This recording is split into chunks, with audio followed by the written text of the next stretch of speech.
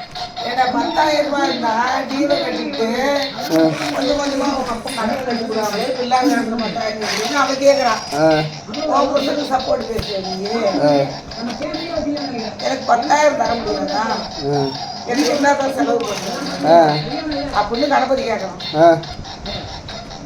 என்ன அப்புறம் ஏன்னா நான் 2 பக்கம்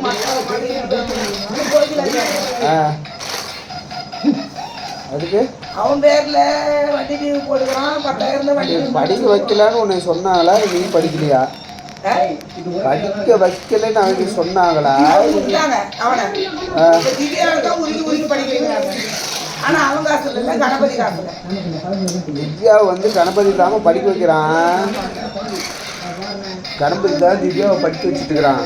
கணபதி வந்து படிக்க வைக்கிறதுக்கு அவளை காசு இல்லைன்றாங்க. அதனால உங்களை என்ன கேட்டேன், நான் என் சம்பாதில இருந்தாலும் நான் வாழ்றேன் முடிவு செய்யறேன் ஒரு 10,000 ரூபாய் போட்டாங்க அப்படின்னு கேட்கறான். 10,000 கேட்கறேன். அவன் ஒரு வண்டி வச்சிருக்க என்ன பண்ணா? அது என்ன சின்ன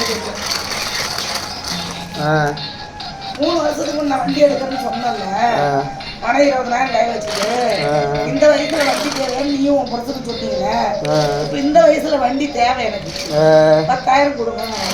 ஆமா இது போய் என்ன சொல்லுவேன்? எதுவும் சொல்ல முடியாது. நாம என்ன போய் சொல்லிட்டு ஐயா தங்கம்மாய் செல்லம்மாயை வச்சு ஓடி போச்சு மூக்கமையா